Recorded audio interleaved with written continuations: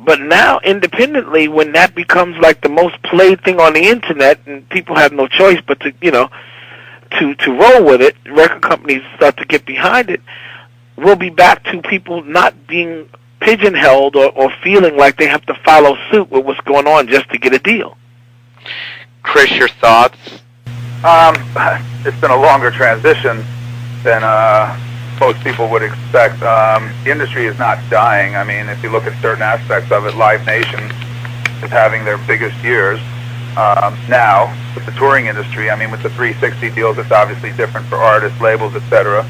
The labels, you used to have creative people working under the executives and labels, but now you have the executives maintaining their salaries by making sure they have no staff. So you don't have people. I went to see a group tonight in New York, a kid that's showing up all over the place. Every label was there. It was all low-level people with no signing power. It's different. They can't sign bands. They can sign one band at a time. As for the internet and stuff like that, I have an opinion about the fact that, all the genius that we all profess to, myself and Corey and everyone we've worked with, 5, 6 years ago, this industry suddenly decided that, I liken it like this. Trying to sell the public, remember the car, the Hugo? Yes. Yeah. Okay, sitting there saying, you know what? We've come up with this great car. It's a Hugo.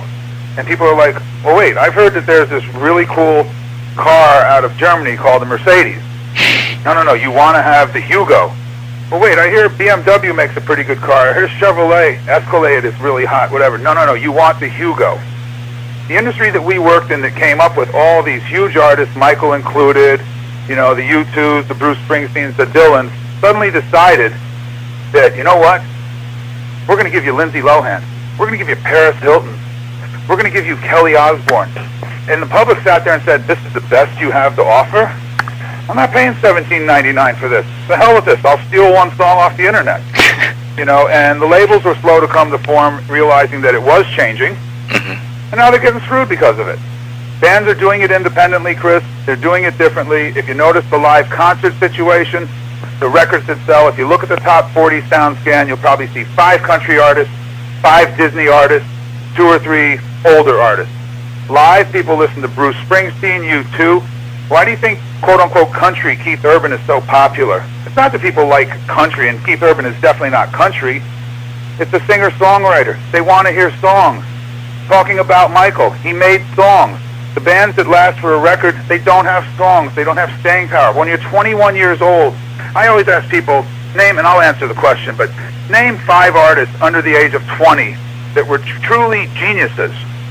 And they sit there and ponder everything, and I sit there and say, all right, I'll give you a few. Stevie Wonder, Prince, Michael Jackson, a Mariah Carey that was truly legitimate at that time in her career, and, and there's 1 or 2 others, but you see where I'm going with this. Yeah. Now you have every band out there that's 20-year-olds, and they can't play. Well, they can, and being a producer, what you find is, see, I grew up in my household.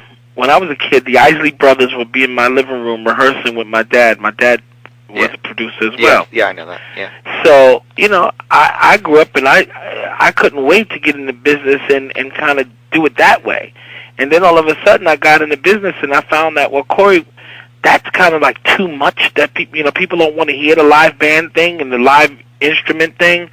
So all of a sudden I had to force myself how to make music based on 8-bar loops and, write things that, like repeat around the repetition. You felt like you were dumbing yourself down. I had to dumb myself because, when I first started when I first started producing, I was producing strictly to make some money so I could take care of my family. Absolutely.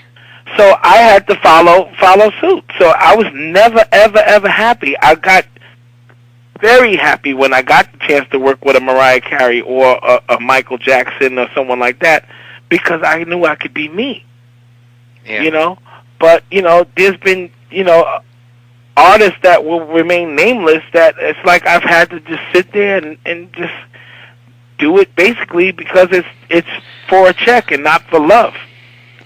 You also grew up surrounded by monster players. Oh, absolutely. But Corey never mentions it, but he'll never mention it. But one of the things that I'm most impressed by musically is I'll go to his house and he'll sit at the piano without the musical training, and I came from classical training, Corey can sit down and play the whole Stevie Wonder book, note for note. It's pretty amazing. That shit any day of the week. That's pretty freaking amazing. Well, you know what's crazy? When I was a kid, I remember seeing a guy walk down the street like with a bass guitar on his back. Or I remember seeing a guy carrying, like, in his car, like he's got his drums or this. And I was fascinated, like, wow, this guy's a musician. Now, a guy walked down the street with a bass on his back or walk in a studio session, someone will laugh at him, like, where the hell are you going to? Like, you know, what is this, a parade? You know, what are you doing? They don't get it, a horn player. Like, they don't exist anymore. Oh, you can't make a living. Yeah, so I feel like now that the internet is what it is, it's okay to make those records because now they'll get past those gates that, you know, that where people go, oh, I'm sorry, we don't allow that music here. Now it's going to go right past that, right over their heads, and be out there, and all of a sudden you're going to start hearing music that sounds so organic, so good, so stimulating, that it's going to go right back to where it needs to be. Well, Matthews then. Mm-hmm. Well, a good one for you guys. Yeah. You both know Steve Lukather, the guy that played most of the guitar on all of Michael's records, was the leader of Toto, etc.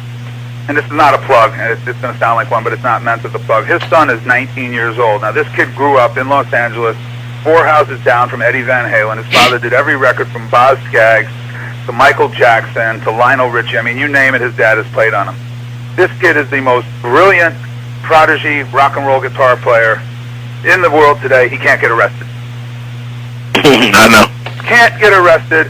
I would put him up against anyone, and people hear him and they're horrified. He can't get arrested. Yeah, I know. It's disgusting. You know, but the players, you know, listen, it's changing, yes, but it's going to fine. The industry sold 1.3 billion records last year instead of 1.5. Oh, the record. Listen, the record. It's all a hoax. I just want you to know that if you really do some research and look at the statistics on the amount of records sold in the industry now versus over the last 20 years, we're only down by like a few million records. It's like 10%. It's nothing crazy. Nothing crazy. All of that internet nonsense is just a hoax. Because the record companies, the majors, always felt like, wait a minute, if we don't start to, put the word out, keep people off the internet, we're going to lose ground here. Oh, I got blasted at Sony once, and I'll say this. I made a suggestion once that I think we should allow every new artist to have their first single downloaded as many times as the fans want for free. I was like, well, you don't want to work here very long. I said, no, I do. And said, well, our publishing division's not going to like that, and neither are the artists. I said, you know what? Maybe you'll get 3 out of 5. Maybe you'll get 2 out of 3. They'd love the artist, want to buy the single, and do this. But this was after talking to my niece, who was like 13 at the time. I said, what record store do you go to? She goes, record store? I said, well, there's a Coconuts around here. There's still a Sam Goody is still in that time. And she goes, I haven't been to a record store in 3 years. I said, you got 100 CDs in your room. She goes, I get them off the computer. Yeah. Because she's buying it from Amazon.com. Mm-hmm. She's buying it from Amazon.com. Right. I mean, that's what's happening. Amazon, iTunes, whatever. I'm telling you, music is gonna get it's gonna get really good now. It's gonna get interesting. It's gonna get good, and everyone's gonna see. I mean, because even I don't know if you got a chance to see what BET tried to do the other night, but it was horrible. It was a train wreck. It was a train wreck. It was horrible. It just made no sense. Not even Janet. And here's the shame. Let me tell you the shame of it all. Right? Okay. The best performance of the night was the OJs. And they're old guys, but they just bring the truth.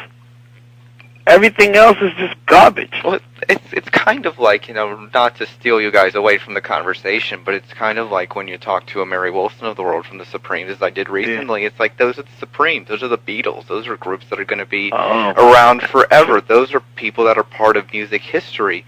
Yeah. And you look at the acts today, and you're going to say to yourself, like, how many of these acts are we going to remember really in 50 years? You know what I mean? You know what I mean? But the Beatles, the Supremes of the world will be around forever. No one's special right now. Exactly. The OJs were special. The Beatles were special. Why were they special? Because they sat down and they worked on being special.